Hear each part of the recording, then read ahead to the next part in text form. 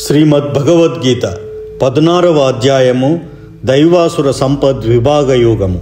శ్రీకృష్ణ భగవానుడు పలికెను, ఓ భరతవంశీయుడా, నిర్భయత్వము, స్వీయ స్థితి, పవిత్రీకరణ, ఆధ్యాత్మిక జ్ఞాన సాధన, దానము, ఆత్మనిగ్రహము, యజ్ఞాచరణము, వేద అధ్యయనము, తపస్సు, సరళత్వము, అహింస, సత్యసంధత, క్రోధరాహిత్యము, త్యాగము, శాంతి, తప్పులు పట్టడానికి విముఖత, సకల జీవుల పట్ల దయ, లోభరాహిత్యము, మృదుత్వము, సిగ్గు, దృఢ నిశ్చయము, తేజము, క్షమాగుణము, ధైర్యము, శుచిత్వము, అసూయ రాహిత్యము, గౌరవ వాంఛ లేకపోవడము అనే ఈ దివ్య గుణాలు దైవీ స్వభావము కలిగిన ధర్మ పారాయణులైన వ్యక్తులకు చెంది ఉంటాయి.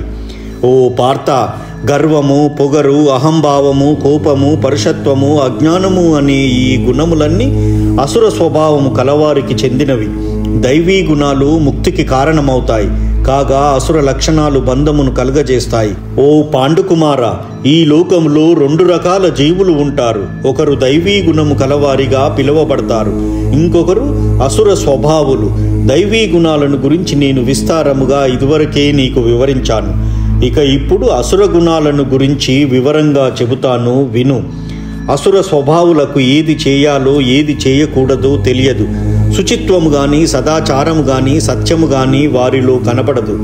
ఆధారము లేకుండా, నియంత్రించే భగవంతుడు లేకుండా ఈ జగత్తు అసత్యమైనట్టిదని వారు అంటారు. మైథున కోరిక వల్లనే ఇది తయారయిందని, కామము తప్ప దీనికి వేరే కారణమే లేదని వారు పలుకుతారు.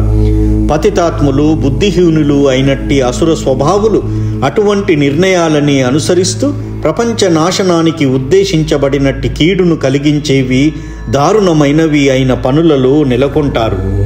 తనవి తీరనట్టి కామమును ఆశ్రయించి దంభమానాల అహంభావములో లగ్నమై ఆ విధంగా మోహితులై అసుర స్వభావులు అశాశ్వతమైన దానికే ఆకర్షితులై సర్వదా అపవిత్ర కర్మలనే చేపడతారు. ఇంద్రియాలను తృప్తిపరచుకోవడమే మానవుల ప్రధాన అవసరమని వారు నమ్ముతారు. ఆ విధంగా జీవితము చివరి వరకు వారి చింత అపరిమితముగా ఉంటుంది. వేలాది ఆశా పాశాలచే కట్టుబడి కామ క్రోధాలలో లగ్నము చెంది వారు ఇంద్రియ భోగానికై అన్యాయంగా ధనము సంపాదిస్తారు. అసుర స్వభావుడైన వ్యక్తి ఇలా అనుకుంటాడు, ఈరోజు నా దగ్గర ఎంతో ధనం ఉన్నది, నా ఉపాయాలతో నేను ఇంకా సంపాదిస్తాను. ఇప్పుడు నాకు ఎంతో ఉంది, భవిష్యత్తులో అది మరింతగా పెరుగుతుంది. అతడు నా శత్రువు, వాడిని నేను వధించాను. నా ఇతర శత్రువులందరూ కూడా మరణిస్తారు. నేను సమస్తానికి అధిపతిని, నేనే భోక్తను, నేనే పరిపూర్ణుడిని, సుఖిని, ధనవంతులైన బంధువులతో చుట్టబడిన పరమ ధనికుడిని. నా అంతటి మహాశక్తిమంతుడు, సుఖి ఇంకొక్కడు లేడు.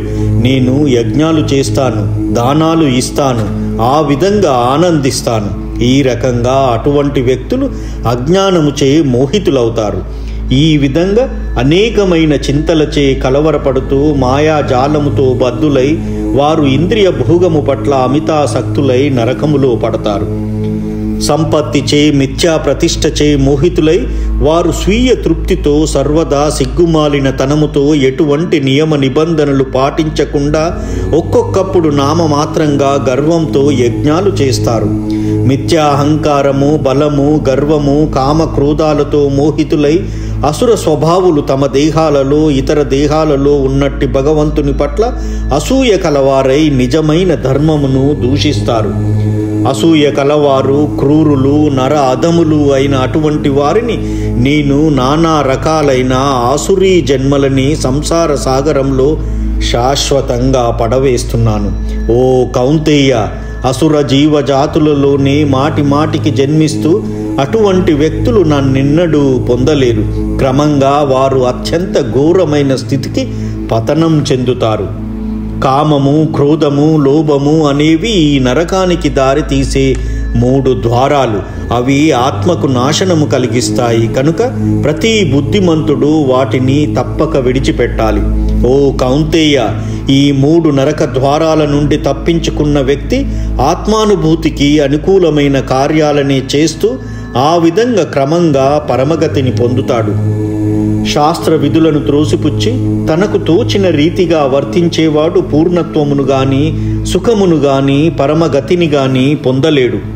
అందుకే మనిషి శాస్త్ర ప్రమాణం ద్వారా ఏది కార్యమో ఏది అకార్యమో తెలుసుకోవాలి. అట్టి విధానాలను అతడు తెలుసుకొని క్రమంగా ఉన్నతిని పొందేలాగుగా కర్మలు చేయాలి.